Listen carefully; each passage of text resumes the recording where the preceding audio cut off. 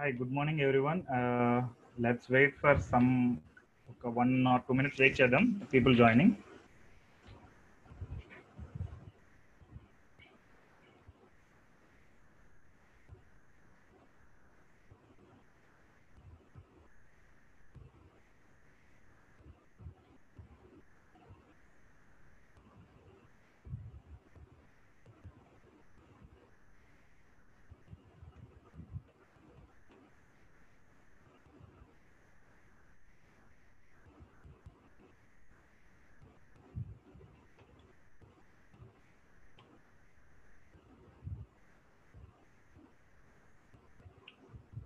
Total 7 people unnam. So meanwhile, you can ask your questions.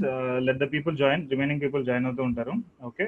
So మీరు unmute చేసుకుని then you can join. Okay. Unmute all చేస్తున్నాను నేను. Fine. So I hope మీరు last 4 days sessions అనేది attend అయ్యారని అనుకుంటున్నాను. And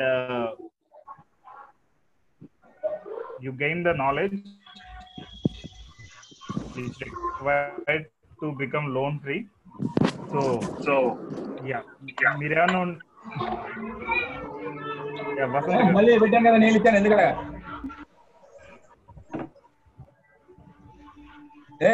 ఇచ్చాను కదా, మన నేను ఇచ్చాను కదా. వసంత్ గారు, అనిల్ గారు, ఇర్ఫాన్ గారు,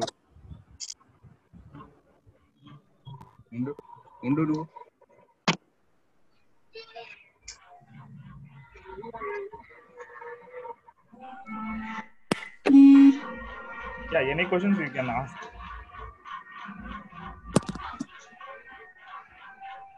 ఎలాగ డైలీ 5 PM మీటింగ్ లో I'm not getting any questions మీ దగ్గర నుంచి. అంటే నా వీడియో అంత క్లారిటీ ఉందా లేదంటే మీ దగ్గర క్వశ్చన్స్ లేవా అనేది నాకు డౌట్ వస్తుంది.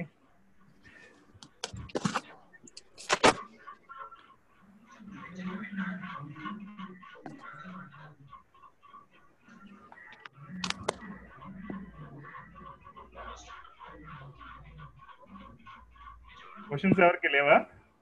4 days లో budgeting, home loans, then the snowball method, debt avalanche method, introduction credit cards.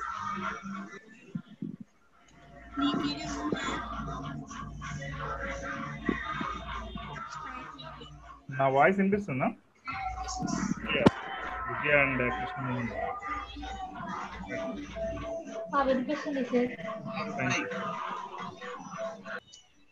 Yeah Prasad గారు చెప్పండి, ఏమైనా క్వశ్చన్స్ ఉన్నాయి మీకు? ఏం లేదండి, very good. Actually it is very good this one lesson you are taking. Good, thank you so much.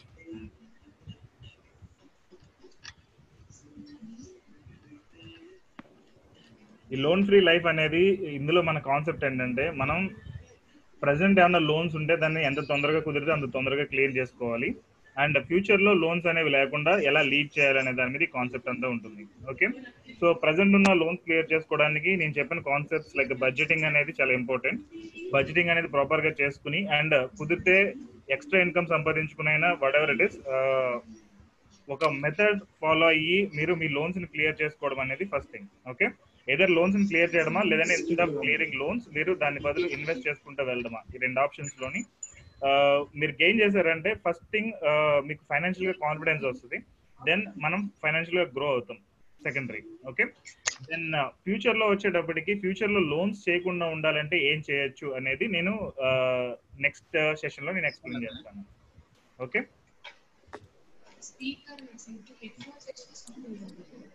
Prasad గారు మీరు video open ఉందండి. నేను స్టాప్ చేస్తున్నాను వీడియో.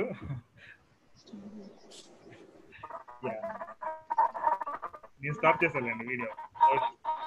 ఓకే, సో రేపటి సెషన్ అనేది one of the important session. మీరు ఎలాగా ఫ్యూచర్ లో లోన్స్ లేకుండా ఉండాలంటే ఏం చేయొచ్చు రేపు సెషన్ ఉంది. అండ్ ఎల్లుండే దాని మీద ఇంకా క్వశ్చన్ ఆన్సర్స్ అండ్ కొన్ని కాన్సెప్ట్స్ ఇంకా మిగిలిపోయినాయి, అవి నేను డే ఆఫ్టర్ టుమారో ఎక్స్ప్లెయిన్ చేస్తాను, మోస్ట్లీ జూన్.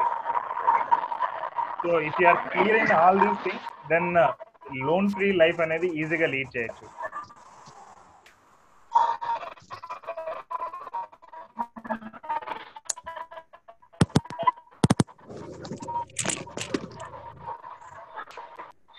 వాళ్ళు మీకు ఏమైనా క్వశ్చన్స్ ఉంటే కనుక you can ask now. This session is open for questions.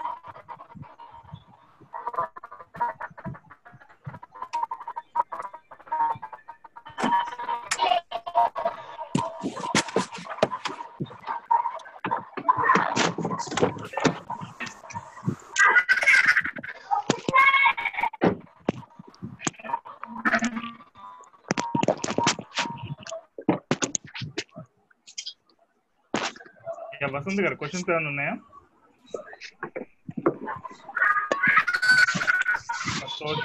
Hello Pavan. Hello hi, చెప్పండి.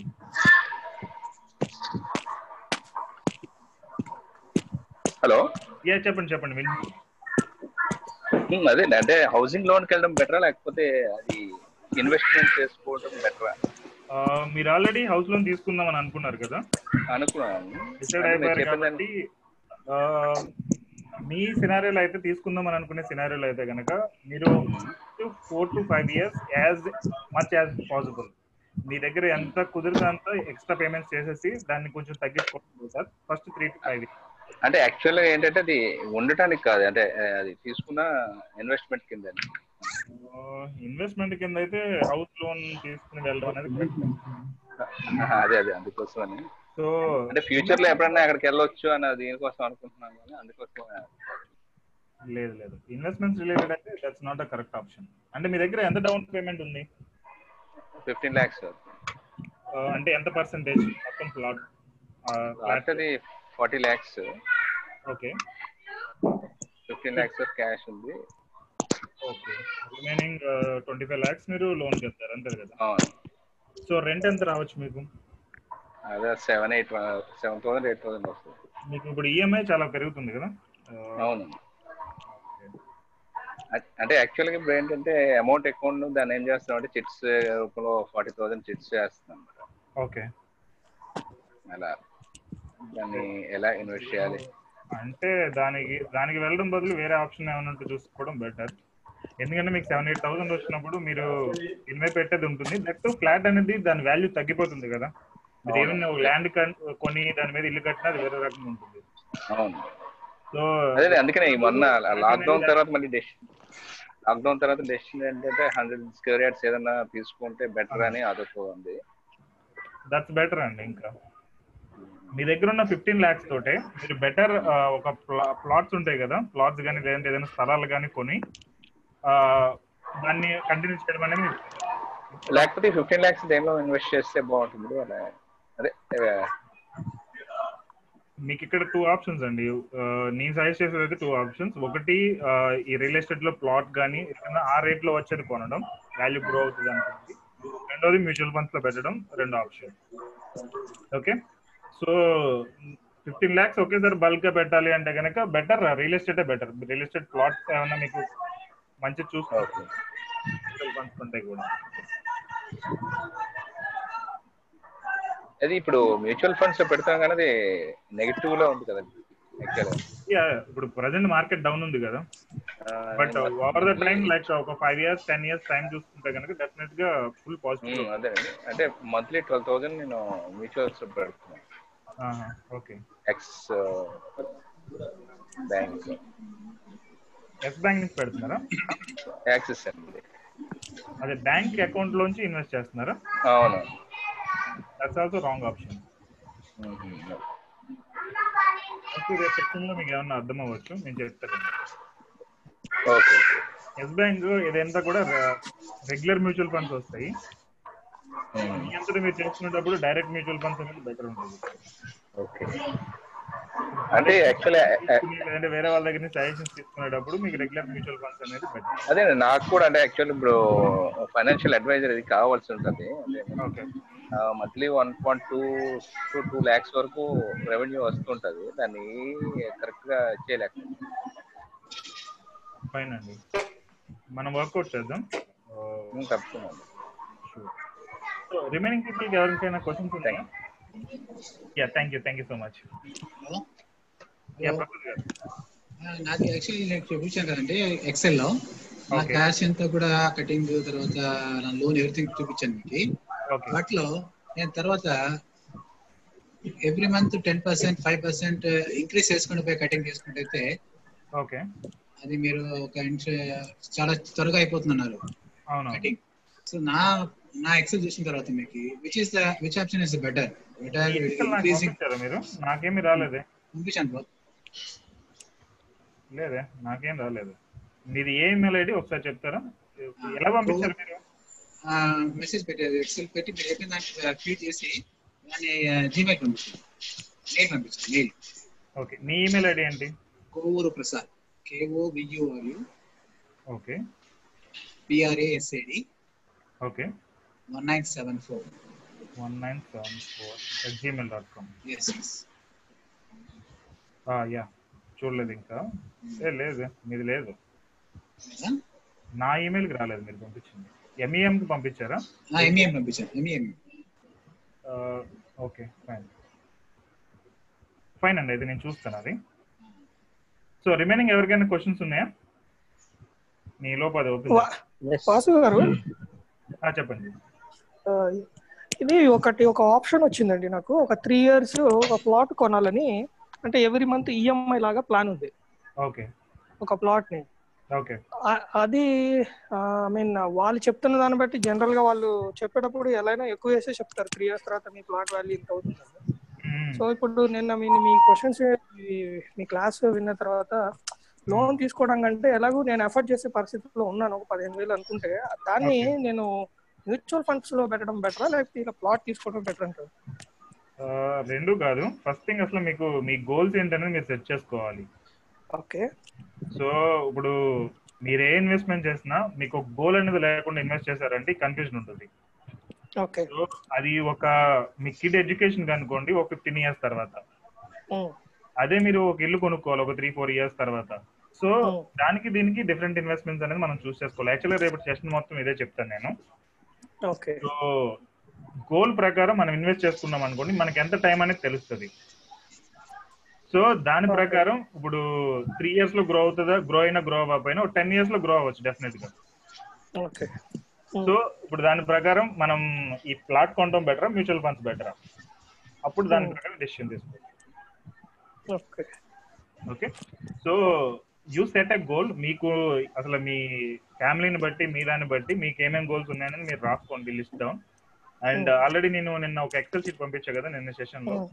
ఎక్సెల్ షీట్ లో ఎండింగ్ లో ఉంటుంది లైక్ మీ గోల్స్ ఏంటి అని.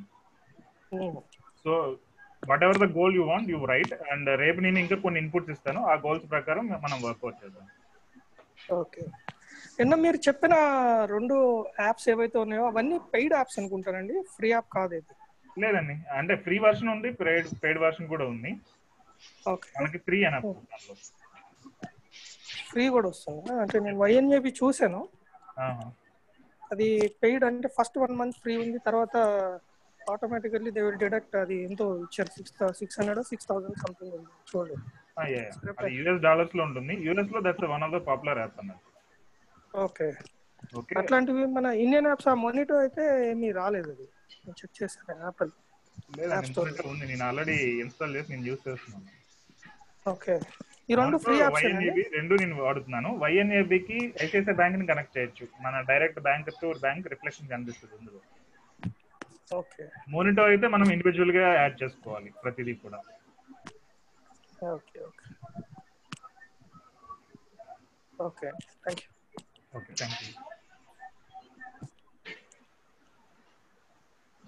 హలో సార్, నమస్తే సార్. హాయ్ అండి, గుడ్ మార్నింగ్, చెప్పండి. సార్ నా పేరు సంతోష్ సార్. యాక్చువల్గా మాది పెద్ద బడ్జెట్ ఏం కాదు, నా ఇన్కమ్ వచ్చేసి 30,000. ఓకే. అంటే అది ఫిక్స్డ్ ఇన్కమ్ అది. ఓకే. ఓకే. Salary based. కాకపోతే ఏంటంటే మేము మేము చేసిన హౌస్ కన్స్ట్రక్షన్ లోను ఇవన్నీ కారణంగా కొద్దిగా మేము లోన్స్ తీసుకోవాల్సి వచ్చింది. సో లోన్స్ వచ్చేసి మనకి హౌస్ లోన్ అంటే కొత్తగా ఇంటి మీద ఏం కాదు, మేము అవసరానికి మేము వాడిన దాన్ని మేము హౌస్ మార్కెట్ చేసి తీసుకోవాల్సి వచ్చింది. దానికి 13,500 మనం పే చేయాల్సి వస్తుంది అనమాట. అదేవిధంగా గోల్డ్ లోన్ ముత్తూట్లో పెట్టాము, అదొక 1 రూపీ ఇంట్రెస్ట్ వచ్చేసి 1,50,000 పెట్టుకున్నాను. అవన్నీ అయితే నాకు వచ్చే 30,000 అన్ని కలుపుకొని ఇంచుమించు 45 వరకు నా ఎక్స్పెన్సెస్ కనబడుతున్నాయి. ఇంకా అంటే ఎందులో సేవింగ్స్ కూడా ఉన్నాయి. అంటే సేవింగ్స్ అంటే ఎక్కువేం కాదు, చిట్ ఒకటి ఉంది, ప్లస్ ఇన్సూరెన్స్ పాలసీ, ప్లస్ పాప పేరు మీద ఒక 2,000 పే చేస్తున్నాము. ఇవన్నీ కలిపి ఒక 45,000 ఎట్టి పరిస్థితిలో కూడా ఎస్కేప్ అవ్వకుండా మనము కట్టాల్సింది 45,000. అంటే ఇంకా ఎక్స్ట్రాగా అదనంగా మెడికల్ రిలేటెడ్ కానీ ఏదైనా ఫంక్షన్స్, పెళ్ళిళ్ళు ఇలాంటివి కాకుండా లెక్క పెడితే 45,000 అవుతుంది. మనకు వచ్చే 30,000. దీన్ని ఎలా నేను అధిగమించాలి అనేది తెలుసుకోవడానికి ఇందులో జాయిన్ అవ్వడం జరిగింది. ఓకే. సో ఇప్పుడు ఈ సెషన్స్ బట్టి మీకు ఏమైనా డబ్బులు మిగిలేటట్టుందా? బడ్జెటింగ్ అనేది ఒకటి చెప్పారు కదా మొన్న. అవును సార్. సో ఆ బడ్జెటింగ్ లో మీరు ఏమైనా బడ్జెట్ చేస్తే ఏమైనా స్కోప్ ఉందా?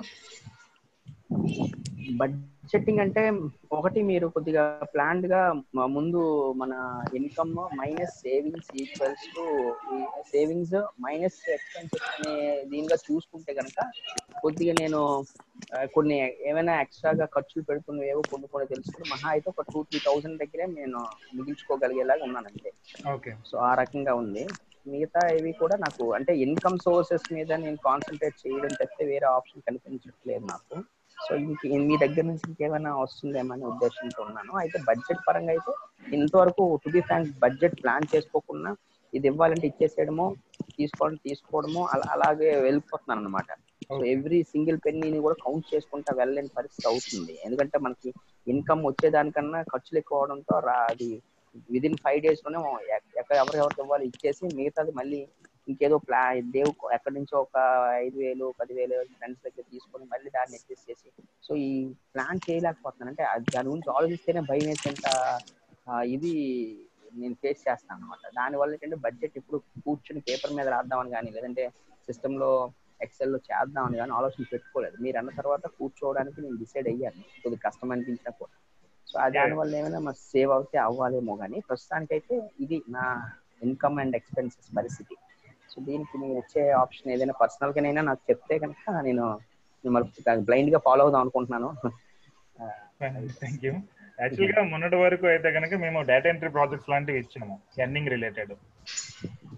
సో డేటా ఎంట్రీ ప్రాజెక్ట్స్ వచ్చేటప్పటికి మనం డేటా ఎంటర్ చేయడం అంటే మోస్ట్లీ యాక్యురసీ అయ్యి ఉంటాయి కదా, సమ్ రెజ్యూమే ప్రాజెక్ట్స్ అని ఇలాంటివి. మన డేటా ఎంట్రీ చేయడం మూలంగా ఒక లైక్ 30,000 to 50,000 మధ్యలో ఎర్న్ చేయడానికి స్కోప్ ఉంటుంది. ఓకే, బట్ ఈ కరోనా ఈ రీజన్ మూలంగా మొత్తం అన్ని హోల్డ్ అయ్యాయి. సో వన్స్ ఇట్స్ క్లియర్ మనకి ఏమన్నా స్కోప్ రావచ్చు. బట్ ఎనీహౌ మీరైతే కనుక ఇంకా వేరే అదర్ సోర్సెస్ మోస్ట్లీ ఇంకా మీకున్న ఆప్షన్ వల్ల అదర్ సోర్సెస్ ఒకటి వెతకడమే. బట్ ఇక్కడ మా సెషన్స్ ఇక్కడ ఎలా యూజ్ అవుతాయంటే, ఇప్పుడు మీరు జనరల్ గా ఈ సెషన్స్ ఏమి అటెండ్ అవ్వకుండా, ఈ బడ్జెటింగ్ ప్రిపేర్ చేసుకోకుండా, ఇవన్నీ మీరు ఫాలో అవ్వకుండా ఉంటే మీరు ఇంకొక ఎక్స్ట్రా వర్క్ చేసి ఇంకొక 20,000 సంపాదించారు అనుకోండి, మళ్ళీ దానికి తగ్గ ఖర్చులు మీకు పెరిగిపోతాయి. ఓకే, మళ్ళీ అప్పుడు మీకు 60,000 రిక్వైర్మెంట్ ఉంటుంది, 30,000 చెప్పుకోవచ్చు, 40,000 బదులు. ఓకే, ఈవెన్ అప్పుడు మళ్ళీ ఇంకొక 20,000 సంపాదించినా కానీ దానికి తగ్గ ఖర్చులు పెరిగిపోతాయి. సో మీరు ఇది ఇంప్లిమెంట్ చేయడం మూలంగా ఇప్పుడు మీరు ఎర్న్ చేయడం మొదలు పెట్టారు అనుకోండి, మీకు ఆ ప్రాబ్లం ఉంటుంది. బడ్జెటింగ్ నచ్చకపోయినా బడ్జెటింగ్ చేయడం అండ్ ఈ రిమైనింగ్ అన్ని కాన్సెప్ట్స్ ని కూడా ఇంప్లిమెంట్ చేయడం స్టెప్ బై స్టెప్ చేయడం ద్వారా ఫ్యూచర్ లోకి మీకు బాగా బెనిఫిట్ ఉంటుంది. బట్ ఇప్పుడు కూడా మీరు లైట్ తీసుకున్నారంటే మాత్రం కష్టం అండి. ఎందుకంటే నేను like even 3 lakh per month salary వాళ్ళకి, 5 lakh per month శాలరీ వాళ్ళకి కూడా వీఆర్ గైడింగ్. ఓకే, కొంతమంది దుబాయ్ లో వర్క్ చేస్తున్నారు, కొంతమంది యుఎస్ ఆన్ సైట్ వెళ్ళి సంపాదిస్తున్నారు, ఇలా చాలా మంది ఉన్నారు. ప్రాబ్లం ఏంటంటే సేమ్ ఇదే టైం మోస్ట్లీ ఇలాంటివి లైక్ అప్పులు చేసేయడం లేదంటే వేరే ఏదైనా చేయడం ఇలాంటివి ఉంటాయి. అండ్ రెండోది వచ్చి హోమ్ లోన్స్ ఇలాంటివి తీసుకుంటారు. ఇప్పుడు అక్కడ జాబ్ రాగానే ఆన్ సైట్ వెళ్ళంగానే ఇక్కడ హోమ్ లోన్ ఒకటి కట్టేసి దీనిలో ఒకటి తీసుకుంటారు. ఇక్కడ ఆయన వచ్చి ఇక్కడ ఉండడానికి లేదు, దీని మీద వచ్చే రెంట్ ఏమో 10,000 15,000 ఉంటుంది. బట్ ఈయన కట్టే ఈఎంఐ 40,000 ఉంటుంది, 40,000 50,000. సో మోస్ట్లీ ఇలాగే లాస్ అవడం అనేది జరుగుతుంది. అండ్ రెండోది వచ్చి ఇన్సూరెన్స్ పాలసీస్. ఇన్సూరెన్స్ పాలసీ ఇందాక ఎవరో చెప్పారు, నేను అడుగుదాం అనుకున్నా, మీరేనా? ఒక ఇన్సూరెన్స్ పాలసీ ఉందన్నారు కదా? అవును సార్, నేనే సార్. ఏ ఇన్సూరెన్స్ పాలసీ అండి? Premium ICICI Prudential sir. Okay, ICICI save and protect తీసుకున్నాను. అది కూడా రాంగ్ మోస్ట్లీ. మీరు ఎంత ఇన్వెస్ట్ చేసేది? అది అంటే 7,800 6 months కి నేను ప్రీమియం పే చేస్తాను. ఎవ్రీ 6 months కి. అవును సార్. మీకు బ్యాక్ ఎంత వస్తుంది? అది నేను 2011లో తీసుకోవడము. సో అది యాక్చువల్గా ఒకసారి చూడాలి. 6 lakhs ఎంత అని చెప్పేసి అన్నారు. 6 lakhs ఎంత అని చెప్పేసి ఉంది సార్. నేను ఒకసారి మళ్ళీ నేను తీసుకోవాలి. 2011లో తీసుకోవడం జరిగింది. 2011లో తీసుకోవడం జరిగింది. ఇప్పటికి 9 years కంప్లీట్ అయిపోయింది. ఓకే, 9 years కంప్లీట్ అయిందంటే కంటిన్యూ చేయడమే బెటర్ మోస్ట్లీ. బట్ అది బ్యాక్ ఎంత వస్తుంది అనేది మనకు తెలిస్తే వీకే గైడ్. ఇప్పుడు అసలు అది మీకు కరెక్ట్ పాలసీనా, మీకు సూట్ అయ్యే పాలసీనా కాదా అనేది.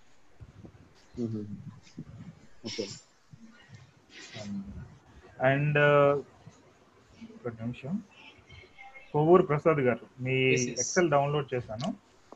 సో మీరు చెప్పిన దాని ప్రకారం ఈ లోన్స్ అనేవి యాక్చువల్గా 5 పెట్టారు కదా రిలేటివ్స్. సో దీనిలో మీ క్వశ్చన్ ఏంటండి ఇప్పుడు ప్రజెంట్? నేను యాక్చువల్లీ మంత్లీ నాకు ఆఫర్ 5% అనమాట ఎక్స్ట్రా. ఓకే. లోన్ నాకు 27,000 కటింగ్ అవుతుంది శాలరీని. సో దాంట్లో hello hello hello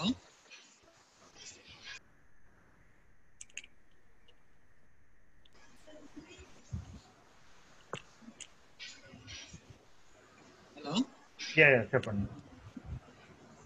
automatic cutting అవుతుంది అనమాట. 27,000 30,000 కట్ అవుతుంది ఆటోమేటిక్ గా. సో నేను దానికి 5% అంటే 1,500 రూపీస్. సో ఆ విధంగా పెంచుకుంటూ పోతే నాకు అడ్వాంటేజా లేదంటే మ్యూచువల్స్ పెట్టడం అడ్వాంటేజ్? 2016 కాబట్టి 16 వెళ్ళింది, 17 వెళ్ళింది, 18 వెళ్ళింది, 19 50 ఇయర్స్. ఈ మంత్ మీ దగ్గర ఎంత ఉంది అమౌంట్ అనేది? మా దగ్గర 2 lakhs. 2 lakhs. ఓకే. ఇంకొక 1 lakh to 2 lakhs ఇంకేమన్నా యాడ్ చేయగలరా కొంచెం ఎలాగైనా అడ్జస్ట్ చేసి? అలా అనుకుంటే కనుక మీరు ఇది బ్యాలెన్స్ ట్రాన్స్ఫర్ ఆప్షన్కి వెళ్ళడం better. Okay. So balance transfer వేరే బ్యాంక్ అకౌంట్ కి మూవ్ చేయడం బెటర్. ఇప్పుడు ఆల్రెడీ మీకు 8% ఎంత ఇస్తున్నాడు కదా వడ్డీ? 8.30. ఇంకా తక్కువకి రావడానికి స్కోప్ ఉంది మనకి. ఇప్పుడు ప్రజెంట్ వడ్డీ రేట్లు అనేది తగ్గుతున్నాయి కాబట్టి ఇంకా తక్కువ రావడానికి స్కోప్ ఉంది. సో ఒక 2-3 lakhs తగ్గించుకుని మీరు ఒకేసారి కట్టేసి ఇది 18 lakhs ని 14 lakhs కానీ 15 lakhs కానీ అయింది అనుకోండి, మీరు ఇక్కడ బెనిఫిట్ అవుతారు. అండ్ దాని తర్వాత ఇంకా ప్రీ క్లోజర్ అనేది చేయొద్దు, ఎందుకంటే ఇది 5th year కదా, మీరు ఆల్రెడీ చాలా వరకు ఇంట్రెస్ట్ కట్టేశారు. ఓకే. అండ్ ఇది డిసెంబర్ కాబట్టి ఇట్స్ ప్రీ క్లోజ్, అంటే దట్ మీన్ పార్షల్ పేమెంట్ అనేది చేయడం బెటర్. దీనికి 18 lakhs ఇప్పుడు 13 lakhs వరకు వచ్చిందండి ఇప్పుడు. ఓకే. 18 lakhs 13 lakhs 6 lakhs పన్ను ఇస్తాం కాబట్టి ఆల్మోస్ట్ 20 lakhs ఉందండి. Okay, fine. సో దీనికి 3 lakhs కట్టమంటారా? యా, ఒక 2 to 3 lakhs మీరు ఒకసారి పేమెంట్ చేసేసి, ఏదర్ పార్షల్ పేమెంట్ అని సేమ్ బ్యాంక్ లో అయితే కనుక పార్షల్ పేమెంట్ అంటారు. సో అది చేశారు అనుకోండి, మీకు లైక్ దాని రిలేటెడ్ బెనిఫిట్ రావడానికి స్కోప్ ఉంది. వడ్డీ రేట్లు ఏమైనా తగ్గుతాయేమో అడగండి, ఎందుకంటే ఇప్పుడు ప్రెసెంట్ ట్రెండ్ అనేది తగ్గింది కదా ఈ రిలేటెడ్ హోమ్ లోన్స్ మీద. సో ఏదర్ పార్షల్ పేమెంట్ చేయడానికి ట్రై చేయండి, లేదంటే వేరే బ్యాంక్ కి అడిగితే కనుక బార్గెన్ చేస్తే వాళ్ళు తగ్గిస్తారు. 7.5%, 7.8% అలా రావడానికి స్కోప్ ఉంది. ఓకే. సో ఆ అమౌంట్ అనేది మీరు తగ్గించుకుని దెన్ ఇంకా ఆ లోన్ కంటిన్యూ చేస్తూ ప్యారలల్ గా ఇన్వెస్ట్ చేశారనుకోండి, it will B beneficial for you. Okay. And in case of recession లాంటిది వస్తుంది అన్నట్టు ఇప్పుడు కొంచెం న్యూస్ ఉంది. ఓకే. రెసిషన్ లాంటిది వచ్చి ఇప్పుడు సెన్సెక్స్ అనేది 30,000 దగ్గర రీడ్ అవుతుంది. అది 25,000, 22,000 ఈ టైప్ లో వచ్చిందంటే కనుక mutual funds investment better actual గా లార్జ్ క్యాప్ లో. ఓకే. ఈవెన్ ఆ 2-3 లక్షలు మీరు లార్జ్ క్యాప్ లో పెట్టినా కానీ ఒక 5 to 10 years ఆగారంటే డెఫినెట్ గా మీ మనీ బాగా గ్రో అవుతుంది. రెసిషన్ వస్తే ఇది ఇలాగే గ్రో అవుతూ ఉంటే మీకు లోన్ క్లియర్ చేసుకోవడం బెటర్. ఫైన్ అండి, మీరు అది ఒక్కసారి కనుక్కోండి పార్షల్ పేమెంట్ చేయగలరా లేదా అనేది. అండ్ ఈ లోన్ ఇంట్రెస్ట్ రేట్ ఏమైనా తగ్గుతుందా? మీది వేరియబుల్ ఏనా? అది ఫ్లోటర్ ఇన్సూరెన్స్ ఫ్యామిలీ ఫ్లోటరే కదా? Okay, fine.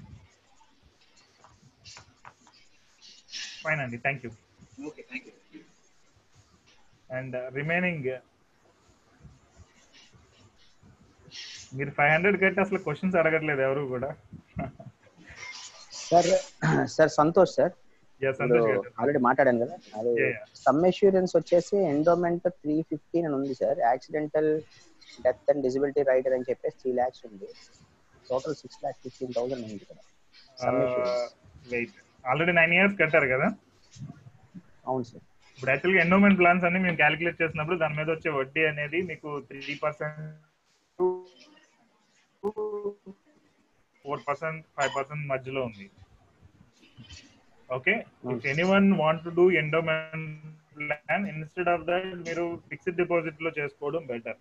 అంటే ఒక 15 years 4% వడ్డీకి, ఒక 15 years ఒక 7% వడ్డీకి డిఫరెన్స్ చూసారనుకోండి, it will be in lakhs.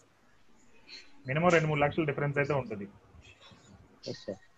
Okay, మేము ఇప్పటి వరకు చాలా మందికి క్యాలిక్యులేట్ చేసాం, ఎవరిది కూడా 4% దాటి రాల, 4.5% దాటి రాల. వాళ్ళు చెప్పే బోనస్లు, వాళ్ళు యాడ్ చేసే మిగిలిన అన్ని కూడా యాడ్ చేసినా కానీ.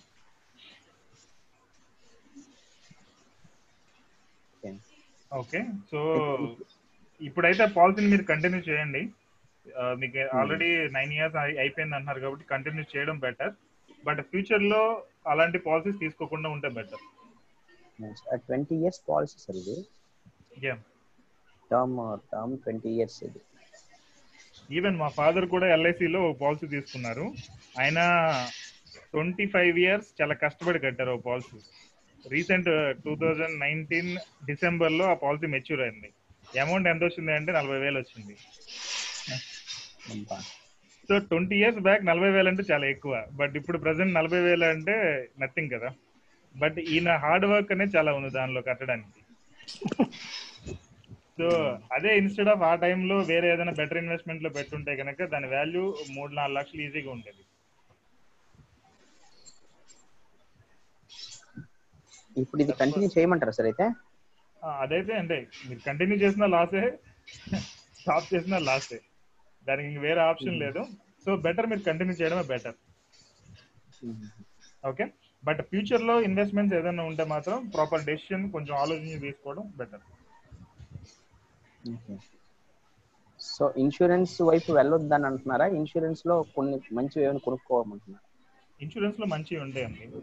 ఇప్పుడు మాకు లైక్ మెంబర్షిప్ ఫీజు ఉంటుంది మాది 1-to-1 కన్సల్టేషన్ కి. అందులో ఉంటే కనుక మేము టర్మ్ ఇన్సూరెన్స్ అని, హెల్త్ ఇన్సూరెన్స్ అని, ఇన్ కేస్ యాక్సిడెంట్ అయితే యాక్సిడెంటల్ పాలసీ అని, ఇలా డిఫరెంట్ థింగ్స్ ఉంటాయి. ఇవన్నీ కూడా చీప్ ఉంటాయి, బెనిఫిట్ ఎక్కువ వచ్చే ఉంటాయి. సో అలాంటివి సజెస్ట్ చేస్తాం జనరల్ గా. ఓకే, సో ఈ endowment plans, money back plans, ఇంకా చిల్డ్రన్ ఇన్సూరెన్స్ ప్లాన్స్ అని ఉంటాయి. ఇవన్నీ కూడా లైక్ మనం ఇన్సూరెన్స్ కంపెనీని పోషించడానికి తప్ప మనకి యూజ్ అవ్వదు.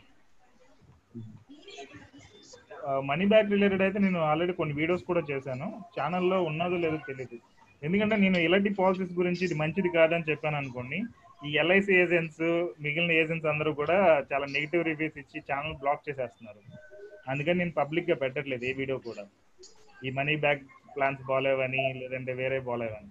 ఈవెన్ సుకన్య సమృద్ధి యోజన బాగాలేదని చెప్పి నేను వీడియో పెట్టాను, నాకు 6 లక్షల వ్యూస్ ఎన్నో వచ్చాయి, 5 లక్షల పైన వచ్చాయి వ్యూస్. బట్ బీజేపీ వాళ్ళందరూ దానికి ఎగనెస్ట్. సో వాళ్ళందరూ దాన్ని నెగిటివ్ రివ్యూ రాయడం, యూట్యూబ్ కి రిపోర్ట్ చేయడం, ఇవన్నీ చేశారు. సో తర్వాత నేను తీసేశాను సుకన్య సమృద్ధి. అది కూడా అది అమ్మాయిల మీద పెట్టి అదే కదా సార్, అటువంటిది కూడా మనం కంటిన్యూ చేస్తాం. దాన్ని ఏమంటారు? అంటే పూర్ పీపుల్ కి బెటర్ అండి, మిడిల్ క్లాస్ వాళ్ళకి అది కరెక్ట్ కాదు. ఓకే, దట్ సుకన్య సమృద్ధి యోజనలో మనకి పిఎం దగ్గర నుంచి కానీ గవర్నమెంట్ నుంచి కానీ డబ్బులు ఏమి రావు, మన డబ్బులు వడ్డీతో కలిపి మనకి ఇస్తారు అంతే. కానీ ఇప్పుడు బయట ప్రచారం అంతా ఏంటంటే నరేంద్ర మోడీ మీ బ్యాంక్ అకౌంట్ లో ఏదో డబ్బులు వేస్తారు అన్నట్టు దాని ప్రచారం ఉంది. ఓకే, బట్ గవర్నమెంట్ నుంచి 1 రూపీ కూడా రాదు. జస్ట్ మన డబ్బులు బ్యాంక్ వడ్డీ కంటే ఒక 1-2% ఎక్స్ట్రా ఉంటుంది. సారీ, 1-1.5% ఎక్స్ట్రా వడ్డీతో వాళ్ళు ఇస్తున్నారు. బ్యాంక్ వడ్డీ 7 ఉంది అనుకోండి, సుకన్యలో 8.5 దాకా వస్తుంది. అదే డిఫరెన్స్. బట్ అది ఎందుకు మేము వద్దని చెప్తున్నామంటే, ఇన్ఫ్లేషన్ అనేది ఒకటి ఉంటుంది కదా, అంటే ఎవ్రీ ఇయర్ ఖర్చులు పెరిగే ఉంటాయి. Okay, so last year like ఒక 10 years బ్యాక్ మనం టిఫిన్ చేయాలంటే ఒక 20 రూపాయలు 10 రూపాయలు అయితే ఇప్పుడు 40-50 రూపాయలు అవుతుంది. అంటే ఖర్చులు పెరిగాయి. సో ఆ సినారియోలో చూసుకుంటే మనకి ఎవ్రీ ఇయర్ ఖర్చులు పెరిగేది 7 to 8% దాకా ఉంది ఇండియాలో. అండ్ మనకు ఈ సుకన్య సమృద్ధి యోజనలో వచ్చే వడ్డీ అనేది 8.5% ఉంది. ఓకే, అంటే మనకు వచ్చే వడ్డీ అనేది 1% to 1.5% యాక్చువల్గా ఈ ఇన్ఫ్లేషన్ తీసేస్తే కనుక. సో మనం ఫైనాన్షియల్ గా గ్రో అవ్వాలి అంటే ఇన్ఫ్లేషన్ కంటే మన రిటర్న్స్ అనేది ఎక్కువ ఉండాలి, లేదు అంటే మనం ఫైనాన్షియల్ గా గ్రో అవ్వలేము.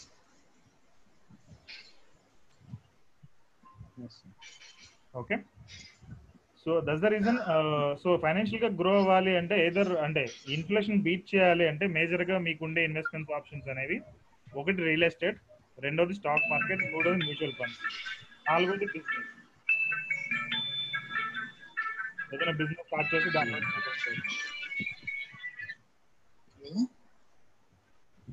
నమస్తే భాయ్, చెప్పండి. ఉందా? థ్యాంక్ యూ సాయంత్రమే కదా. యా, నేను మ్యూట్ చేశాను. సో ఐ హోప్ కొంచెం క్లారిటీ వస్తుంది అనుకున్నా మీ ఇన్వెస్ట్మెంట్స్ రిలేటెడ్ ఇది. అండ్ రేపు సెషన్లో నేను ఇంకా కొంచెం డీటెయిల్గా ఎక్స్ప్లెయిన్ చేస్తాను ఫ్యూచర్లో అలా గోల్ సెట్ చేసుకోవాలనే దాని మీద. సో క్లారిటీ వస్తుంది. ఓకే, హలో వాసు గారు. యా వసంత్ గారు చెప్పండి. అది ఎల్ఐసి జీవన్ లాభ్ ఉందండి, జీవన్ ఆనంద్ కూడా ఉంది. ఓకే, జీవన్ లాభ్ అయితే హాఫ్ ఇయర్లీ 5,154 పే చేస్తున్నాం. ఓకే, ఇది జీవన్ ఆనంద్ అయితే 6,240 పే చేస్తాం హాఫ్ ఇయర్. ఓకే, ఇది పర్లేదంటారా? Next Max Life issued wealth అని అది ఇయర్లీ 51,000 పే చేస్తాం. Okay, Max. సో ఈ మూడు కూడా ఎన్ని ఇయర్స్ నుంచి మీరు కడుతున్నారు? ఇది మ్యాక్స్ లైఫ్ అయితే లాస్ట్ ఇయర్ అండి, ఇదైతే 2017 నుంచి చేస్తున్నాం. జీవన్ లాభ్, జీవన్ ఆనంద్. జీవన్ లాభ్, జీవన్ ఆనంద్. సో అంటే మీ అంటే ఇది పబ్లిక్ మీకు ఓకే అంటే కనుక చెప్పండి. మీ శాలరీ ఎంత, మీ ఇన్కమ్ ఎంత? నాది అంటే నేను ఇన్సూరెన్స్ ఏజెంట్ అండి. జనరల్ 1 lakh లోపల 1 lakh పైన 5-6 కూడా 1 lakh లోపల 1 lakh పైన 1 lakh పైన 5-6 lakhs per month. ఒక్కొక్క 7 నెల వస్తుంటుంది, 7 కూడా. Okay, good. అలా అయితే మీకు పర్లేదు, కంటిన్యూ చేయొచ్చు.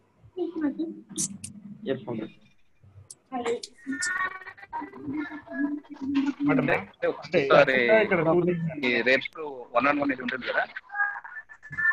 రేపు కాదు, రేపు మామూలు సెమినార్ టైప్ లో వస్తుంది. అయిపోయిన తర్వాత అది 1-on-1 నాకు కావాలి. యాక్చువల్ గా నేను ఎప్పటి నుంచో ఫైనాన్షియల్ అడ్వైజర్ చూస్తాను. ఓకే, అంటే మీరు ఇప్పుడు 3 చెప్పారు కదా, 3 అయితే కనుక మేము సజెస్ట్ చేయండి జనరల్. ఓకే, ఎందుకు అంటారా? 3 కూడా బ్యాంక్ ట్రాన్సాక్షన్ మేనేజర్ అదే 2 థింగ్స్ అండి. ఒకటి, మీకు అడ్వైజ్ ఇచ్చే వాళ్ళు ఫ్రీ అడ్వైజ్ ఇస్తారు మోస్ట్లీ. సో ఫ్రీ అడ్వైజ్ వచ్చేటప్పటికి వాళ్ళకి కమిషన్ ఎక్కువ వచ్చేదే మీకు అడ్వైజ్ అనేది వస్తుంది. సో మీరు కమిషన్ మేబీ 20.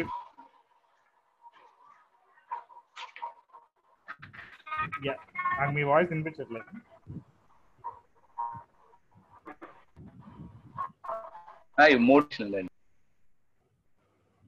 ఓకే, సో ఈ కమిషన్ ఎక్కువ వచ్చే ప్రొడక్ట్స్ అన్ని కూడా అంటే దట్ మీన్ మీ ఏజెంట్కి కానీ మిడిల్లో ఉండే వాళ్ళకి కానీ కమిషన్స్ ఎక్కువ వచ్చే ప్రొడక్ట్స్లో మీకేం మిగలదు. లాంగ్ టర్మ్లో చూసుకుంటే మీకు లక్షల్లో లాస్ ఉంటుంది అది. ఓకే, ఒక పర్సన్కి అయితే కనుక ఒక 2 years బ్యాక్ స్టాప్ చేయించాము ఒక పాలసీ. ఒక్క పాలసీ స్టాప్ చేయించడం మూలంగా ఆయనకి 20 లక్షల లాభాలు ప్రాఫిట్ వచ్చినట్టు యాక్చువల్గా. ఓకే, సో ఇన్సూరెన్స్ పాలసీస్ మనం కొనేటప్పుడు అది మన గోల్కి ఏ గోల్కి మనం మీట్ అవుతామనేది చూసుకోవాలి. అండ్ నెక్స్ట్ థింగ్, ఆ క్యాలిక్యులేషన్స్ చాలా డిఫికల్ట్ ఉంటుంది. ఇన్సూరెన్స్ పాలసీస్ అన్నింటిలో కూడా వాళ్ళు చెప్పే క్యాలిక్యులేషన్స్ అనేవి ఇంత వస్తుంది అన్నట్టు చెప్తారు. డాక్యుమెంట్లో 4% అని 8% అనేది ఉంటుంది. నేను ఆల్రెడీ కొన్ని వీడియోస్ చేశాను. I think better I will show. నేను అది చూపిస్తాను, మీకు ఐడియా వస్తుంది. సో దీనిలో వచ్చే వడ్డీ అనేది 5% లెస్సే ఉంటుంది, లెస్ దాన్ 5%. ఇప్పుడు మనకి ఫిక్స్డ్ డిపాజిట్లోనే 7-8% వచ్చేటప్పుడు మనము ఎందుకు 4%కి 5%కి వెళ్ళాలి? అండ్ సెకండ్ థింగ్, ఈ ఇన్సూరెన్స్ పాలసీస్ లో మనకి ఏదైనా జరిగితే మనకి కవరేజ్ ఉంటుంది అని అనుకోవడానికి మీరు మీరు చెప్పిన 3 పాలసీస్ చెక్ చేయండి, మీ కవరేజ్ లెస్ దాన్ 7-8 lakhs ఉంటుంది మీరు చెప్పిన 3 పాలసీస్ కూడా. అంటే in case of person death ఇంటికి ఒక 7 లక్షలు 8 లక్షలు వెళ్తుంది. సో 7-8 లక్షలు వెళ్ళినప్పుడు లెస్ దెన్ ఒక 10 lakhs వెళ్ళినా కానీ 10 లక్షలతో మన ఫ్యామిలీ ఎన్ని నెలలు సెలవు అవుతుంది. సో మీకు మినిమం కవరేజ్ అనేది ఒక 1 crore 2 crore ఉండాలి. అప్పుడు మన ఫ్యామిలీ కెన్ సర్వైవ్. అంటే ఫైనాన్షియల్ గా సర్వైవ్ అవ్వాలంటే ఒక మినిమం 1 CR నుంచి 2 CR మధ్యలో ఉంటే దెన్ మనం ఫ్యామిలీ అనేది సర్వైవ్ అవుతుంది. కిడ్స్ ఎడ్యుకేషన్ గోల్స్ అయినా, ఇల్లు కొనుక్కోవడం అయినా, ఇలాంటివి అయినా కానీ ఫుల్ఫిల్ అవుతాయి. సో ఇక్కడ 2 things, ఒకటి లైఫ్ కవరేజ్ రిలేటెడ్ అది యూజ్ అవ్వదు కంప్లీట్ గా, అండ్ రిటర్న్స్ రిలేటెడ్ కంప్లీట్ గా యూజ్ లేదు. మూడోది టాక్సేషన్ రిలేటెడ్ ఏటీసీలో మనకు వచ్చేది 1.5 lakh దాకా మనకి ఉంటుంది రిలేటెడ్ ఎగ్జెప్షన్ అనేది. సో దానికి మల్టిపుల్ ఆప్షన్స్ ఉన్నాయి. We don't need to go to insurance companies. So మేము పర్సనల్ అడ్వైస్ ఇచ్చేటప్పుడు అయితే కనుక ఈ పాలసీస్ మేము సజెస్ట్ చేయం బై డిఫాల్ట్. ఓకే, సో మీరు ఆల్రెడీ స్టార్ట్ చేశారు కాబట్టి స్టాప్ చేయడానికి మీకు స్కోప్ ఉంది, బట్ లాస్ అయితే ఉంటుంది. మీరు చెప్పిన 50,000 పాలసీస్ అయితే కనుక ఇంకో 2 సంవత్సరాలు లేదంటే ఇప్పుడు ఈ సంవత్సరం మీరు ఆపేస్తే కనుక మీకు టోటల్ కంప్లీట్ అమౌంట్ అనేది లాస్ ఉంటుంది. స్టిల్ మీకు అది ప్రాఫిట్ స్టాప్ చేయడం మూలంగా. అండ్ కంటిన్యూ చేస్తే కనుక దట్ మీన్ ఒక 3 years కంప్లీట్ అయితే కనుక ఒక 30% ఆఫ్ ద అమౌంట్ బ్యాక్ ఇస్తారు. అంటే మనం 1 lakh కట్టామనుకోండి, మనకు 30,000 బ్యాక్ వస్తుంది. స్టిల్ అది స్టాప్ చేయడమే బెటర్ మీకు ఆల్టర్నేట్ ఇన్వెస్ట్మెంట్స్ ఉంటే. ఓకే, ఆల్టర్నేట్ ఇన్వెస్ట్మెంట్స్ లేనప్పుడు కంటిన్యూ చేయడం బెటర్.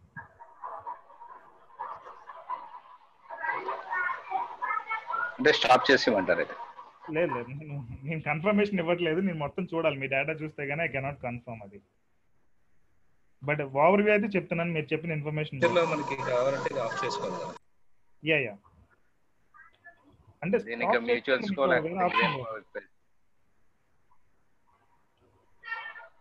పర్లేదండి, లాస్ అయితే మరి గంత తప్పదు చేస్తాను. ఎక్కువ లాస్ అయ్యే కన్నా ఇది బెటర్ కదా స్టార్టింగ్. అంటే స్టాప్ చేయడం మూలంగా మీకు వచ్చే ప్రాఫిట్ అనేది lakhs లో ఉంటుంది. ఓకే, నేను ఇప్పుడు చూపిస్తున్నా చూడండి. మాకు ఫిల్ చేసి ఇస్తే గానీ మేము చెప్పలేం. మీ కంప్లీట్ మీ డీటెయిల్స్ మొత్తం మాకు ఫిల్ చేసి ఇస్తే గానీ అది స్టాప్ చేయాలా కంటిన్యూ చేయాలనేది మేము చెప్పడానికి స్కోప్ ఉంటుంది. అదేనండి, నాకు 1-on-1 ఇది కావాలి. నెక్స్ట్ అది అప్పుడు మనం చేయొచ్చు. ఫైన్ అండి. ఈవెన్ ఇప్పుడు మీకు రియల్ ఎస్టేట్ కూడా మనకి ప్రాఫిట్ లో ఉందా లాస్ లో ఉందా చెప్పాలి అంటే నేను జస్ట్ ఒక సింపుల్ క్యాలిక్యులేషన్ చూసి చూపిస్తాం. మీరు ఒక 10 lakhs కి ప్రాపర్టీ కొన్నారు. ఓకే, మీకు ఇది 20 lakhs అయింది. సో ప్రాఫిట్ లో ఉన్నామా లాస్ లో ఉన్నామా అంటే మోస్ట్లీ అందరూ ప్రాఫిట్ లో ఉన్నామని చెప్తారు. కరెన్సీ బట్ దీని మీద మీకు ఎంత ప్రాఫిట్ వచ్చిందని తెలియాలి అంటే ఎగ్జాంపుల్ 3 years లో డబుల్ అయింది అనుకోండి. అండ్ మేము ఎలాగ డిసిజన్స్ ఇస్తాం అనేది నేను చెప్తున్నాను. జనరల్ గా నెంబర్ ఆఫ్ ఇయర్స్ ఇది.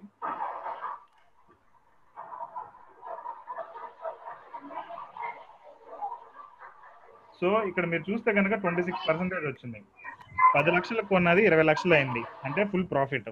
అండ్ దీని మీద వడ్డీ చూసుకుంటే కనుక 26% బై 12 అంటే మనకి 2 రూపాయలు వడ్డీ వచ్చినట్టు. ఇది నెలకి చూస్తే 2 రూపాయలు వడ్డీ. ఓకే, సో ఇది ప్రాఫిట్ లో లాస్ అంటే ప్రాఫిట్ లో ఉన్నట్టే. బట్ ఇదే ప్రాపర్టీ ఒక 10 years కి అయింది అనుకోండి, 10 lakhs కొన్నది 10 years లో మీకు 20 lakhs అయిందంటే 7% వడ్డీ వచ్చినట్టు. సో ఇట్స్ లాస్ మేకింగ్ అన్నట్టు రియల్ ఎస్టేట్ లో. ఓకే, 2 రూపాయల వడ్డీకి 60 పైసల వడ్డీకి చాలా డిఫరెన్స్ ఉంటుంది కదా. Okay, so that's how real estate కూడా మీకు అది కరెక్టా కాదా, మీరు చేసిన ఇన్వెస్ట్మెంట్ బెటరా కాదా అనేది. సో 7% అనేది మనకు తెలియకపోతే మనం ప్రాఫిట్ వచ్చిందని అనుకుంటాం 10 లక్షలు 20 లక్షలు అయిందంటే. ఓకే, కానీ మనకి ఈ పర్సెంటేజ్ చూస్తే మనకి ఇది ఫిక్స్డ్ డిపాజిట్ లో జనరల్ గా 7% అలా వస్తుంది. అండ్ మ్యూచువల్ ఫండ్స్ లో అయితే 12% 15% అలా వస్తుంది. ఓకే, సో దీంతో కంపేర్ చేస్తే కనుక hello sir, sorry to interrupt you. ఆ ఫార్ములా ఒకసారి మళ్ళీ ఒకసారి రిపీట్ చేస్తారా? ఇది రేట్ అండి, రేట్ ఫార్ములా అని ఉంటుంది. Rate formula. యా, ఏంటిది అది ఏమేమి కన్సిడర్ చేయాలి అందులో? Rate first number of rate. Years, okay. తర్వాత పిఎంటీ అంటే 0 తీసుకుంటాం. పిఎంటీ అంటే మంత్లీ ఏమైనా ఇన్వెస్ట్ చేస్తున్నారని వస్తుంది. తర్వాత ప్రజెంట్ వాల్యూ ఎంత, 10 లక్షలు ప్రజెంట్ వాల్యూ. ఫ్యూచర్ లో దీని వాల్యూ అనేది 20 లక్షలు అయింది. Okay, comma 0. జీరో నాకు అర్థం కాలేదు సార్. 0 అంటే end of the period, starting of the period. అంటే ఇది యాక్చువల్గా సిఎఫ్పి అనే దానిలో వస్తుంది. So end of the period, starting of the period అని వస్తుంది యాక్చువల్గా. దాని ప్రకారం ఈ క్యాలిక్యులేషన్ ఉంటుంది. సో మనం ఇలాంటి ఇన్వెస్ట్మెంట్స్కి అయితే ఇది ఎండ్ ఆఫ్ ద పీరియడ్ 0 తీసుకుంటాం. లోన్స్ కట్టేటప్పుడు ఇది 1 తీసుకుంటాం, ఎందుకంటే మనం ఫస్ట్ లోనే కడతాం కదా. End of the period, beginning of the period. Okay, of course అది డిఫరెంట్ థింగ్స్ కి చేంజ్ అవుతుంది. యాక్చువల్లీ ఈ లెవెల్లో ఆలోచించడం ఎప్పుడు నాకు చూడలేదు, చేయలేదు. ఇప్పుడు అర్థమవుతుంది అది మనం లోన్ తీసుకున్నాం కదా. అంటే దీనికి మల్టిపుల్ క్యాలిక్యులేషన్స్ ఉంటాయండి ప్రతిదానికి కూడా. ఆ క్యాలిక్యులేషన్స్ ప్రకారం మార్కెట్ లో అదర్ ఆప్షన్స్ ని మనం కంపేర్ చేసుకుని డెసిషన్ తీసుకోవాలి. ఓకే, అన్ని ఆస్పెక్ట్స్ అన్ని కన్సిడర్ చేయాల్సి వస్తుంది. మామూలుగా పీపుల్ కి అది కష్టం ఉంటుంది. అంటే మాది మెయిన్ వర్క్ ఇదే కదా. సో చూడలేదు కూడా యాక్చువల్లీ ఈ ఆస్పెక్ట్స్ ఉంటాయన్న యాంగిల్ వెళ్ళలేదు కూడా. ఓకే ఓకే, సరే కంటిన్యూ చేసుకోవచ్చండి. ఎవరు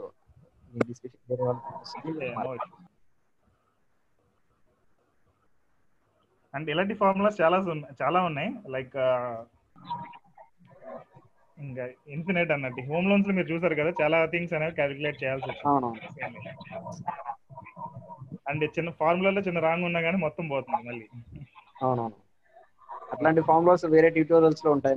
ఇప్పుడు నార్మల్ గా వేరే ఎక్కడైనా గూగుల్ దొరుకుతాయి, ట్యూటోరియల్ క్లాసెస్ నుంచే దొరుకుతాయి. గూగుల్లో ఉండే ఫార్ములాస్ వేరే ఉంటాయి. లైక్ పిఎంటి అని, ఎన్ఆర్ అని, చాలా డిఫరెంట్ థింగ్స్ ఉంటాయి.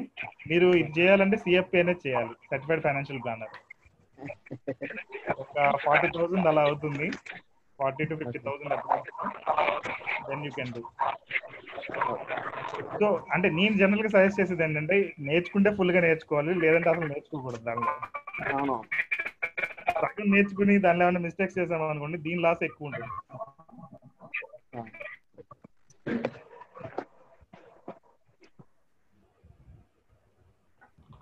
నాకు కొంచెం సజెస్ట్ చేస్తారా? నా ఫైనాన్షియల్ కండిషన్ చూడండి. పర్సనల్ లోన్ తీసుకున్నాను ఒకటి 6.2 lakhs. ఓకే, ఇప్పుడు నేను తీసుకుని 1.5 year అయిపోయింది, ఇంకా 2.5 years బ్యాలెన్స్ ఉంది. అయితే నా దగ్గర వచ్చే సేవింగ్స్ మొత్తం అయిపోయిన తర్వాత, మంత్లీ ఎక్స్పెన్సెస్ అయిపోయిన తర్వాత మంత్లీ సేవింగ్స్ 7,000 to 10,000, 50,000 వరకు సేవింగ్స్ ఉన్నాయి after EMI and expenses.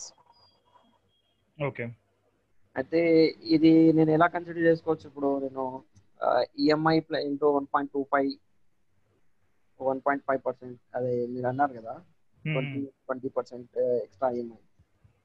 Future లో నేను ఇల్లు కట్టుకోవడానికి ప్లాన్ చేయాలి. నేను ఎలా ప్లాన్ చేసుకోవాలి? నేను ఏం చేశానంటే, ఇప్పుడు సేవింగ్ అయిన అమౌంట్ వేరే దగ్గర ఇంట్రెస్ట్ ఇచ్చుకున్నాను. ఓకే, దాని నుంచి కొంచెం అమౌంట్ జనరేట్ అవుతుంది. అది ఓకే, మనకు వస్తున్నట్టే. ఇప్పుడు సేవింగ్ ఒక్కొక్కసారి 10,000 సేవింగ్ అనుకుంది, ప్లస్ అక్కడ నుంచి నా దగ్గర నుంచి ఇప్పుడు 2 lakhs సేవింగ్ అయితే, అక్కడ నుంచి 2% ఇంట్రెస్ట్ కు 4,000 ప్లస్ యాడ్ అవుతున్నాయి. ఓకే, నేను అర్లీ ప్రీ క్లోజర్ తీసుకోవడం బెటర్ ఉంటుందా, లేకుంటే 2.5 years వరకు క్లోజ్ చేసుకుంటే బెటర్ ఉంటుందా? కొంచెం క్లియర్ చేయండి. మీకు ₹2 వడ్డీ వస్తున్నప్పుడు అదే బెటర్ కదా. అవును, కంటిన్యూ నాకు అదే అనిపిస్తుంది. నేను ఉన్నప్పుడు ఉన్న అమౌంట్ తీసుకొచ్చి కట్టేస్తే నా దగ్గర చేతిలో ఏం మిగలదు. కొంచెం వెయిట్ చేస్తే ఈఎంఐలు కట్టుకుంటా పోయినా కానీ నా దగ్గర చేతిలో ఇంకా కొంచెం సేవింగ్స్ ప్లస్ ఉన్న అమౌంట్ నుంచి వడ్డీ జనరేట్ అవుతుంది, కాబట్టి అది బెనిఫిట్ ఉంటుంది అని అనుకుంటున్నాను. పర్సనల్ లోన్ వడ్డీ ఎంత అండి? పర్సనల్ లోన్ అంటది 15.66, 15.99. 16%. ఇది మీకు వచ్చి 24% అలా వస్తుంది కదా. అంటే మీకు అలా గ్యారంటీడ్ గా ఇచ్చే వాళ్ళు ఉంటే కనుక బెటర్. బట్ ఆ వడ్డీని మీరు యూటిలైజ్ చేసుకుంటున్నారా లేదా అనే దాని మీద మీ సక్సెస్ డిపెండ్ అయి ఉంటుంది. దాన్ని ఎలా యూటిలైజ్ చేస్తున్నా అంటే, ఆ సేవింగ్స్ ను ఒక్కసారి దాని 1 lakh కన్వర్ట్ అయిపోతే నా సేవింగ్స్, ఓకే, ఇంకో వేరే దగ్గర ఇంట్రెస్ట్ ఇచ్చుకుంటున్నాను, అక్కడ నుంచి మళ్ళీ జనరేట్ అవుతుంది. ఓకే, అలా అయితే ఫైన్. ఇప్పుడు నాకు ఒక మాట, ఒక 4-5 మంత్స్ తర్వాత నాకు సేవింగ్స్ 10 మంత్స్ ఉంటే ఆ, వడ్డీ ఒక 1 lakh, ఇంకో 1 lakh అయిపోయింది అనుకోండి సేవింగ్స్. మీ వాయిస్ అలా బ్రేక్ అవుతుంది. ఇప్పుడు వస్తుందా అండి వాయిస్? హలో, మీ వాయిస్ బాగా బ్రేక్ అవుతుందండి. ఇప్పుడు వస్తుందా క్లియర్గా? నా దగ్గర ప్రాబ్లం, మీ దగ్గర ప్రాబ్లం తెలియదు. ఓకే, నేను చూస్తున్నాను, కొంచెం కూలర్ కు పక్కన జరిగాను. వస్తుందండి voice? Hello hello sir, Vasu గారు ప్రాబ్లం మీ దగ్గర నుంచి, మీ వాయిస్ కొద్దిగా రావట్లేదు. Okay okay. ఇంటర్నెట్ వస్తుందండి. ఈవెన్ పే చేసినా ప్రాపర్ గా ఇవ్వట్లేదండి. సర్వర్ వాళ్ళు కూడా వర్క్ ఫ్రమ్ హోమ్ అంటే కొంచెం కష్టం ఉంటుంది. అవునండి. సరే సార్, అంటే వాసు గారు నేను ఏం చేస్తున్నా అంటే ఇప్పుడు సేవింగ్ 1 lakh అయిపోతే మళ్ళీ దానికి మళ్ళీ ఫ్రెండ్స్ ఇన్వెస్ట్ ఇస్తున్నారు. చేసుకున్నవి ఇంకొరకు. అయితే నాకు Okay. సేవింగ్ ఒక 3-4 months కు 10,000 ఉన్న సేవింగ్ 12,000 ఎక్స్ట్రా పెరిగిపోతుంది.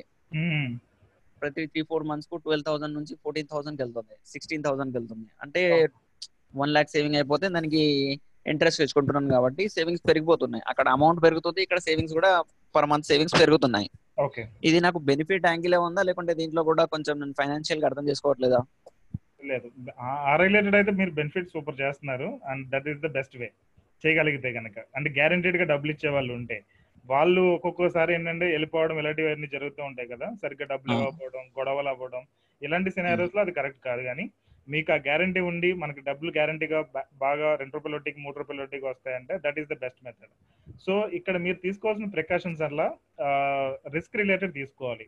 ఇన్ కేస్ మీకు ఏదైనా జరిగినా, లేదంటే ఏదైనా హాస్పిటలైజ్ ఖర్చులు సడన్ గా వచ్చినా, లేదంటే లైక్ కొంచెం రిస్క్ రిలేటెడ్ ఇంకేమైనా వచ్చినా కానీ వాటి రిలేటెడ్ ఏం చేయాలి అనే దాని మీద మీరు ప్రికాషన్స్ తీసుకోవాలి. ఓకే, సో దాని రిలేటెడ్ కొన్ని ఇన్సూరెన్స్ పాలసీస్ ఉంటాయి, అవి తీసుకుంటే I think it's you are doing good అన్నట్టు. ఇంకా హెల్త్ రిలేటెడ్ అండ్ ఇంకా రిమైనింగ్ థింగ్స్ వచ్చి మీ గోల్స్ అనేవి మీరు సెట్ చేసుకోవాలి, మీ ఫ్యామిలీ గోల్స్. ఇప్పుడు నాకు వచ్చిన గోల్స్ లలో ఇల్లు కట్టడం అన్నది పెద్ద గోల్ ఇప్పుడు. అంటే అట్లీస్ట్ ఈ లోన్ క్లోజర్ అయిపోయిన తర్వాత ఇలా సేవింగ్స్ పెరుగుతున్నాయి కదా, అప్పటి వరకు నా దగ్గర నా క్యాలిక్యులేషన్ బట్టి 2.5 years తర్వాత నా దగ్గర మేబీ ఉండొచ్చు 15-16 lakhs వరకు ఉండొచ్చు. బట్ అందులో కూడా నేను అనుకున్న ప్లేస్ లో, లొకాలిటీలో కొనుక్కోవడం కష్టం అవుతుంది. అలాంటి టైంలో ఎలా ప్లాన్ చేయాలో కొంచెం క్లియర్ లేదు. నేను మీరు ఎంత కొనాలనుకుంటున్నారు అది? యాక్చువల్ గా నా ఎక్స్పెక్టేషన్స్ ఏంటి అంటే 30 lakhs వరకు, 25 lakhs వరకు పడవచ్చు. కానీ నా దగ్గర 2.5 years తర్వాత నా సేవింగ్స్, నా క్యాలిక్యులేషన్ బట్టి నడుస్తే, అంటే ఆఫ్టర్ అన్ని మతలబ్ ఏంటి అంటే మధ్యలో ఎక్కడైనా హెవీ ఎక్స్పెన్సెస్ వచ్చేసినా కానీ నేను బ్యాలెన్స్ చేసుకుంటూ 16 వరకు నేను మేనేజ్ చేయగలను. 16 lakhs వరకు అవుతున్నాయి, కానీ ఇంకా కొంచెం ఎక్కువ కావాలంటే మళ్ళీ హోమ్ లోన్కి వెళ్ళాల్సిన సిచ్యువేషన్. అలాంటి టైంలో నేను కొంచెం క్లియర్ లేను ఎలా మేనేజ్ చేయాలి అనేది. ఓకే, అంటే మీరు కొనేది దాని వాల్యూ, రియల్ ఎస్టేట్ కొందామని అనుకుంటున్నారు కదా, దాని వాల్యూ పెరుగుతుందని అనుకుంటే మీ దగ్గర ఆల్రెడీ 50% ఉంటే కనుక మనం ఈవెన్ లోన్కి వెళ్ళి కొన్నా పర్లేదు. మీరు ఇప్పుడు చేసే జాబ్ ఏనా టాక్సేషన్ రిలేటెడ్ బెనిఫిట్ ఉంటుందా? టాక్సేషన్ రిలేటెడ్ బెనిఫిట్ అంటే నాన్ టాక్సిబుల్ అంటున్నారా? అంటే నాకు లోన్ వస్తుందండి, బిజినెస్ జాబ్ చేస్తాను. మీ ప్యాకేజ్ ఎంత అప్రాక్సిమేట్ ప్యాకేజ్ నాకు 6 lakhs వస్తుంది. 6 lakhs లో పెద్ద బెనిఫిట్ ఏమి ఉండదు. హోమ్ తీసుకున్న అంటే నెక్స్ట్ 3 years లో పెరగవచ్చు కదా, సో ఆ సినారియోలో మీకు ఏమైనా బెనిఫిట్ రావచ్చు. హోమ్ లోన్ కోసం 50% అమౌంట్ మీ దగ్గర ఆల్రెడీ ఉంటే ఓకే, దెన్ హోమ్ లోన్కి వెళ్ళినా మీకు పెద్ద ఇష్యూ లేదు. ఆ రిమైనింగ్ అమౌంట్ ని మీరు ఎలాగో క్లియర్ చేయగలరు. కానీ మీరు ఇప్పుడు ఆల్రెడీ ₹2 వడ్డీ వచ్చేదాన్ని వదిలేసుకుని మీరు అదే ₹10 వడ్డీ వచ్చేదానికి వెళ్తే మీ క్లాస్ కదా అది. అదే నేను ఆ కేసులో నాకు చాలా ఇది అనిపిస్తుంది. మరి కొంచెం ఆగేస్తే ఇంకా 2-3 years ఆగిపోతే ఇక్కడ ₹2 వడ్డీ వస్తున్నది నాకు పెరిగిపోతా ఉంటది, అప్పుడు బెనిఫిట్ అవ్వచ్చు అని అనుకుంటున్నాను. ఇప్పుడు 16 lakhs. హోమ్ అనేది చాలా కమిటెడ్ ఉండాలండి. మీరు ఒకే ప్లేస్ లో ఉంటాను, ఆన్ సైట్ వెళ్ళను, లేదంటే వేరే ప్లేసెస్ నేను వెళ్ళను అనుకున్నప్పుడు ఇంకా పర్మనెంట్ ఒక రెసిడెన్స్ తీసుకోవడానికి బెటర్. అండ్ ఎప్పుడైనా కానీ మీరు ఇల్లు కొనేటప్పుడు 2 ఇల్లు కొనగలరా? మీ లైఫ్ టైంలో 2 ఇల్లు కొనాలి, ఒక ఇల్లు కాదు. ఓకే, సో ఇప్పుడు 30 at the age 30 మీరు ఒక ఇల్లు కొన్నారనుకోండి, మీరు రిటైర్ అయ్యడానికి అది ఓల్డ్ అయిపోతుంది బాగా. సో ఓల్డ్ అయినా ఈవెన్ మీకు 60-65 వచ్చినా అప్పటి నుంచి ఇంకో 30 years ఉండాలి. అవును సో ఆ టైంలో మీరు ఒక ఇంట్లో ఉండాలి అంటే దానికి రిపేర్లు వస్తూ ఉండి ఆ పైపులు పాడైపోయి ఇవన్నీ ఉండాలంటే మీరు చేపించుకోలేరు ఇవన్నీ. అవును సో రిటైర్మెంట్ టైంలో ఇంకో కొత్త ఇల్లు కొనుక్కుని దానిలోకి వెళ్ళే సిచ్యువేషన్ ఉంటే మీరు ఇప్పుడు ఇల్లు కొనుక్కున్నా పర్లేదు. లేదు నాకు ఇదే ఇల్లు ఇంక నేను జీవితం మొత్తం ఉంటానంటే కనుక అది కరెక్ట్ కాదు. ఓకే, 2 houses కొనే స్కోప్ ఉందా లేదా? మీ అదర్ గోల్స్, మీ కిడ్స్ ఎడ్యుకేషన్ అయినా, మీ రిటైర్మెంట్ లో మీకు దగ్గర డబ్బులు ఉండాలి, అవి హెల్త్ ఇష్యూస్ వచ్చినప్పుడు దాన్ని హ్యాండిల్ చేసుకోవాలి, అండ్ ఒక మధ్యలో కార్ కానీ బైక్ కానీ కొనుక్కోవాలి, ఇలాంటి అన్ని గోల్స్ ఉంటాయి కదా. ఇవన్నీ మీట్ అవుతూ మనం ఇంక సెకండ్ హౌస్ కొనగలమా లేదా అనే దాని మీద మీరు ప్లాన్ చేయాలి. అవును, అంటే అది లాంగ్ టర్మ్ లో అయిపోయింది. ఇప్పుడు మనకు అట్ ద సేమ్ టైం నేను జాబ్ నుంచి బిజినెస్ లోకి మొత్తం లైఫ్ ని చూస్తాము. అవునవును కరెక్ట్. నా పర్స్పెక్టివ్ ఏంటి అంటే then we give the planning అన్నది కరెక్టే. మళ్ళీ మధ్యలో మనకు ఇన్వెస్ట్మెంట్ బిజినెస్ లోకి వెళ్ళే ప్లానింగ్ లో ఉన్నాను. బిజినెస్ లో ఎలా ఎంటర్ అవ్వాలి అనేది ప్రాబ్లం వస్తుంది. మనం ఉన్న ఒకవేళ మన మొత్తం అమౌంట్ అనేది ఒక దగ్గర పెట్టేసిన ప్రాబ్లమే. ఇక్కడ ఇల్లు చేయలేం, లేకుంటే బిజినెస్ చేయలేం. బిజినెస్ చేసినా ఇల్లు ఉండదు మళ్ళీ. ఫైన్ అండి, మీది ఇంకా ఈ రిలేటెడ్ నేను తర్వాత ఆన్సర్ ఇస్తాను, ఎందుకంటే దెర్ ఆర్ మెనీ ఇంకా రిమైనింగ్ పీపుల్ ఉన్నారు కదా. ఆల్రెడీ 1 hour అయిపోయింది. అవునవును, నేను ఇప్పుడే యాక్చువల్ గా జాయిన్ అయినాను. కొంచెం డౌట్స్ ఎక్కువ పెరుగుతున్నాయి. విల్ డిస్కస్ ఇట్ లేటర్ అండి, 1 to 1. అండ్ రిమైనింగ్ పీపుల్ ఎవరికైనా క్వశ్చన్స్ ఉన్నాయి ఇంకా? సో షాల్ ఐ క్లోజ్ లేదంటే? వాసు విక్రమ్ హియర్. హాయ్ విక్రమ్, చెప్పండి. నా ఏజ్ వచ్చేసి 39. నేను ఒక సాఫ్ట్వేర్ కంపెనీలో ప్రాజెక్ట్ మేనేజర్గా వర్క్ చేస్తున్నాను. Good sir, excellent. ఒక 1.5 year బ్యాక్ ఒక ఆల్మోస్ట్ 8 to 10 months వరకు జాబ్ లేకుండే. సో మొత్తం ఉన్న సేవింగ్స్ అన్నీ ఆ టైంలో యూజ్ చేయాల్సి వచ్చింది. కరెంట్ సిచ్యువేషన్ ఎలా అంటే ఐ హ్యావ్ సమ్ డెట్స్ ఓవరాల్గా, అంటే ఫ్రెండ్స్ దగ్గర కానీ కార్డ్స్ పైన. అండ్ రీసెంట్గా ఒక ఫ్లెక్సీపే లోన్ బజాజ్ ఫైనాన్స్ అది తీసుకొని ఉండే. సో ఓవరాల్గా చూస్తే అరౌండ్ 12 lakhs ఆఫ్ డెట్ ఉంది. దాంట్లోంచి ఒక 3 lakhs వరకు స్టాక్స్లో ఉంది. సో ఓవరాల్గా ఒక 9 lakhs డెట్ అనుకుంటే. కరెంట్లీ ఇన్కమ్ సోర్స్ శాలరీ 70,000 వస్తుంది. సో కన్సిస్టెంట్గా ఇలానే అంటే మంత్లీ ఎక్స్పెన్సెస్, రెంట్స్, అంటే నేను ఫ్యామిలీ ఉండేది హైదరాబాద్లో, జాబ్ పర్పస్ నేను వైజాగ్లో ఉంటున్నాను. సో ఒక మంత్లీ ఖర్చులు అక్కడ ఇక్కడ కలిపేసేసి అరౌండ్ ఇంక్లూడింగ్ రెంట్ అరౌండ్ 30,000 వరకు. సో మిగిలిన 40 అనేది it's going to the cards and loan EMIs. So neck to neck నడుస్తుంది. Just trying to manage the show. ఇలా ఆల్మోస్ట్ అంటే ఈ ఎఫెక్ట్ ఆ జాబ్ లేని టైంలో అక్కడి నుంచి దాని దెబ్బలన్నిటి ఇప్పుడు కనిపిస్తుంది. సో ఒకవేళ కన్సిస్టెంట్గా ఇప్పుడు నేను కడుతూ వెళ్తుంటే నాకు తెలిసి ఇంకొక 1.5 yearలో most of the EMIs on the cards వెళ్ళిపోతాయి అన్నమాట. ఓకే. అండ్ రీసెంట్గా స్టాక్స్లోకి, అంటే నేను ఇది పిచ్చి స్టెప్ తెలియదు, బోల్డ్ స్టెప్ తెలియదు, కానీ నేను ఏం చేశాను అంటే ఈ బజాజ్ ఫ్లెక్సీ తీసుకొని, బికాస్ లాస్ట్ 1-2 monthsలో స్టాక్స్ చాలా పడిపోయాయి కదా. సో నేను నిఫ్టీ 50లోనే పెట్టాను, అంటే నిఫ్టీ 50 స్టాక్స్, దాంట్లో ఒక 5-6 స్టాక్స్లో పెట్టాను అన్నట్టు.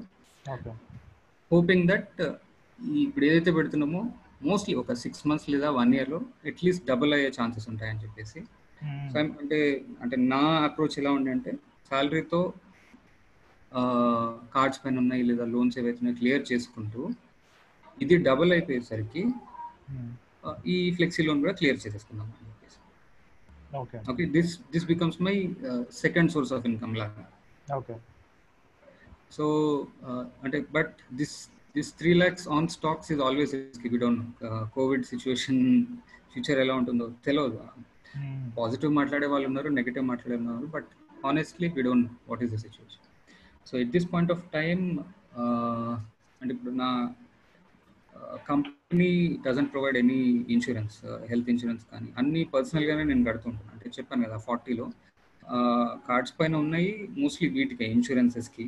ఓకే అడిషనల్ ఎక్స్పెన్సెస్ అంటూ ఏమి కార్డ్స్ యూజ్ చేయను. బట్ కార్డ్స్ పైన అంటే డైరెక్ట్గా కట్టే బదులు కార్డ్స్ ద్వారా కడుతూ, ఎందుకంటే ఏమైనా లోన్స్ కావాలి అంటే కార్డ్స్ కంపల్సరీ ఉండాలి కదా, లైక్ సిబిల్కి ఇన్పుట్ వెళ్తుంది కదా. So I'm always a prompt payer. CIBIL score కూడా అరౌండ్ 800+ మెయింటైన్ చేస్తూ ఉంటాను. సో ఇది సిచ్యువేషన్. సో ఈ టైంలో ఇప్పుడున్న దాంట్లోంచి ఎలా ట్వీక్ చేసుకుంటే ఇంకాస్త ఫాస్ట్గా లోన్ ఫ్రీ ఆ స్టేటస్కి ఎలా వెళ్ళగలను is my question. So me total experience ఏంటండి కరెక్ట్గా ఇప్పుడు అంటే ముందు బ్యాంకింగ్లో చేశాను, దాని తర్వాత ఒక స్టార్ట్అప్లో చేశాను, ఇప్పుడు ప్రాపర్ ఐటీ కంపెనీలో చేస్తున్నాను. బ్యాంకింగ్లో 11 years, ప్రీవియస్ స్టార్ట్అప్ అంటే మొత్తం కార్డ్స్ డొమైన్ పైన నా వర్క్ అంతా. సో బ్యాంకింగ్లో 11 years అయిపోయాక around 5 years previous company, current కంపెనీలో నెక్స్ట్ మంత్ ఒక 1 year అవుతుంది. ఓవరాల్గా అరౌండ్ 16 years. అంటే ఇప్పుడు ప్రజెంట్ డెప్ట్ మేనేజ్మెంట్ రిలేటెడ్ అయితే కనుక కార్డ్స్ నుంచి మేనేజ్ చేస్తున్నారు కాబట్టి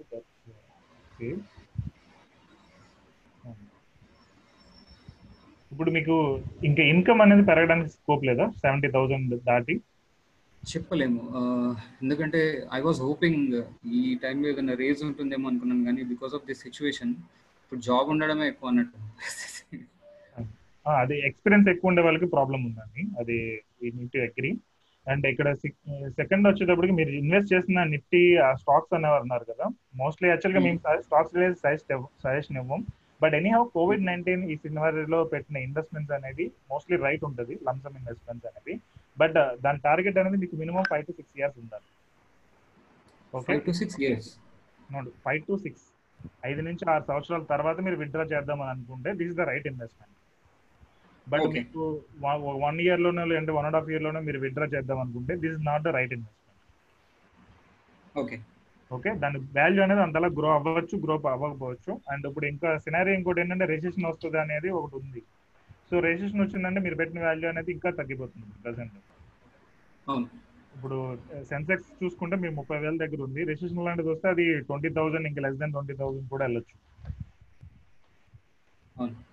okay so it depends on scenario, అది ఇన్వెస్ట్మెంట్ కరెక్టా కాదా అనేది. అండ్ లోన్స్ అనేవి మీరు చెప్పినట్టు ఒక 1.5 year లో క్లియర్ అయిపోతాయి అనుకుంటే దట్స్ వెల్ అండ్ గుడ్. ఇంకా దాని రిలేటెడ్ ఏ స్ట్రాటజీస్ అప్లై చేయొద్దు. మీకు ఆ లోన్స్ ఈఎంఐలు కట్టేసుకుంటూ వెళ్ళిపోండి, దెన్ ఆటోమేటిక్లీ అది క్లియర్ అయిపోతుంది. ఓకే ఇక్కడ మీరు సీరియస్ గా ఫోకస్ చేయాల్సింది ఏంటంటే సెకండ్ ఇన్కమ్ అనే దాని మీద మీరు మేజర్ లో మీకు అది క్లీన్ అయిపోతుంది. ఇక్కడ లైక్ మనం ఎప్పుడైనా జాబ్ పోయినా లేదంటే ఎక్కువ అప్పుల్లో మనం ఆగిపోయినా కానీ,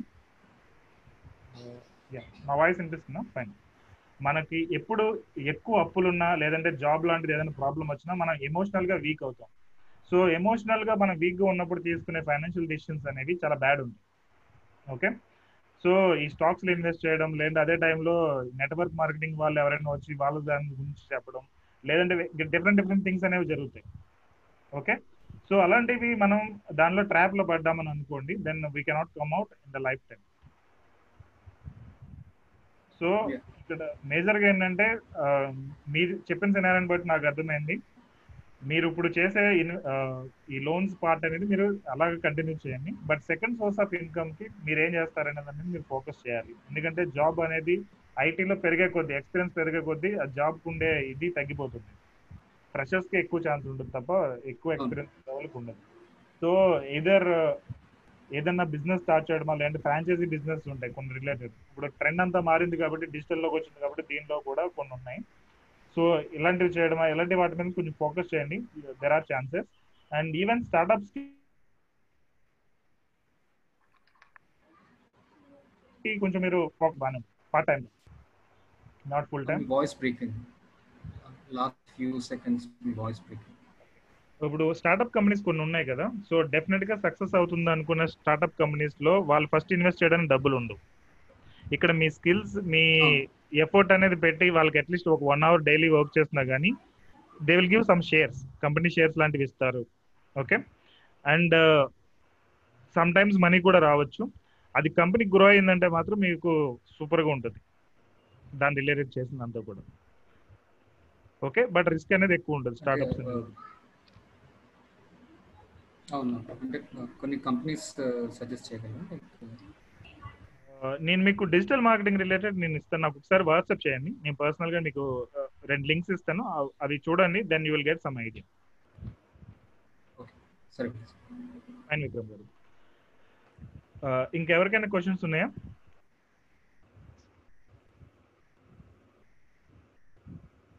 పవన్ గారు. వాసు గారు, నేను పవన్ మాట్లాడుతున్నానండి. పవన్ చెప్పండి. నాది ఒకటే క్వరీ యాక్చువల్గా ఏంటంటే, మన దగ్గర ఎమర్జెన్సీ ఫండ్ ఏదైనా మీరు చెప్పినట్టుగా ఏదైనా హోమ్ లోన్ హోమ్ లోన్ కాకపోయినా కనీసం పర్సనల్ లోన్ లాంటిది క్లియర్ చేయడం వాడుకున్నా కూడా, సో నాకు ఆ ఎమర్జెన్సీ ఫండ్ అనేది మళ్ళీ జనరేట్ అవ్వడానికి కామన్ గా టైం పడుతుంది కదండి మామూలుగా నా ఎవ్రీ మంత్ ఇన్కమ్ నుంచి. దానిలో ఏమైనా ఒక ఇంప్రూవ్మెంట్స్ అంటే తొందరగా ఎమర్జెన్సీ ఫండ్ అనేది రైజ్ చేసుకోవడానికి ఏమైనా మార్గాలు ఏమైనా ఉన్నాయా? అంటే ఇప్పుడు నేను చెప్పొచ్చేది ఏంటంటే, నా దగ్గర ఉన్న డబ్బులు నేను సేఫ్ మోడ్కి వెళ్ళడం కోసం పర్సనల్ లోన్ క్లియర్ చేయడం జరిగింది ఉదాహరణకి ఒక 5 months తర్వాత. నెక్స్ట్ ఎమర్జెన్సీ ఫండ్ సాధ్యమైనంత త్వరగా జనరేట్ ఎక్కువ చేయడానికి నా టిప్స్ లాంటివి ఏమన్నా చెప్పగలరా? First thing, emergency fund use చేసి లోన్స్ క్లియర్ చేయడం ఇలాంటివి చేయకూడదు. ఓకే, ఈవెన్ అలాంటివి చేసినా కానీ emergency fund as well as possible clear చేయాలంటే ఇంకా ఉన్నది ఆప్షన్ లో ఇన్కమ్ జనరేట్ అవడం, లేదంటే ఖర్చులు తగ్గించుకోవడం. Okay okay. సో ఇక్కడ ఫస్ట్ థింగ్, ఎమర్జెన్సీ ఫండ్ వచ్చేటప్పుడు బ్యాంక్ సేవింగ్స్ అకౌంట్ లో ఉందనుకోండి, మనకి ఆ డబ్బులు అనేవి యూస్ అయిపోతూ ఉంటాయి. ఈవెన్ తెలిసైనా తెలియకుండా అయినా కానీ ఖర్చు అయిపోతూ ఉంటుంది. బట్ దాన్ని మ్యూచువల్ ఫండ్స్ లో అయితే కనుక లిక్విడ్ మ్యూచువల్ ఫండ్స్ అని, అల్ట్రా షార్ట్ టర్మ్ ఫండ్స్ అని ఇలా కొన్ని ఉన్నాయి. ఓకే, దానిలో మూవ్ చేశారనుకోండి, సేమ్ కైండ్ ఆఫ్ సేఫెస్ట్ ఉంటుంది, బట్ ఎక్కువ ఇంట్రెస్ట్ రేట్ జనరేట్ అవుతుంది మీకు. And at the same time me bank account లో డబ్బులు ఉండవు కాబట్టి మీకు దాని రిలేటెడ్ కొంచెం కనిపిస్తుంది ఎమర్జెన్సీ ఫండ్ క్రియేట్ చేయడం. Okay okay. It's mostly related to emotions. So ఏంటంటే ఎమర్జెన్సీ ఫండ్ వాడి లోన్ క్లియర్ చేయాల్సిన అంత నెసెసిటీ ఏం లేదు అన్నట్టుగా సజెస్ట్ చేస్తున్నారు మామూలుగా. అవును, అంటే ఫైనాన్షియల్ గా చూసుకుంటే మీకు ఎమర్జెన్సీ ఫండ్ వాడి లోన్ క్లియర్ చేయడం ఫైనాన్షియల్ గా బెనిఫిట్ ఉంటుంది. బట్ సడన్ గా డబ్బులు అవసరమైనవి అనుకుంటే, ఏదైనా సినారియోలో హాస్పిటలైజ్ అవడం ఏదన్నా, అప్పుడు మనం 2 రూపాయల వడ్డీకి 3 రూపాయల వడ్డీకి డబ్బులు తేవాలి. సో దట్స్ ద రీజన్ అసలు కంప్లీట్ ఫైనాన్స్ లో the most important thing emergency fund. Okay okay. Entire finance related మీరు ఎవరిని అడిగినా కానీ ఎంటైర్ వరల్డ్ లో ఎమర్జెన్సీ ఫండ్ లేకుండా we cannot do anything. Okay okay. Ya, thank you sir, అర్థమైంది.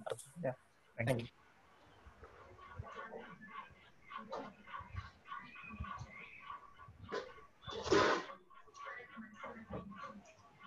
Fine అండి, ఐ హోప్ 1 hour ఫైన్ అయింది. 1 hour 15 minutes అవుతుంది. నేను మీకు ఆ money back policy related and Sukanya Samriddhi related I think already videos పెట్టినట్టు ఉన్నాను, నేను ఇంకొకసారి పెడతాను, ఒకసారి చూడండి. హౌ ఆ ఇంట్రెస్ట్ రేట్లు ఎలా క్యాలిక్యులేట్ చేస్తాం ఏంటనేది అన్నీ మీకు ఒక ఐడియా వస్తుంది. Okay, so for today I'm ending this session.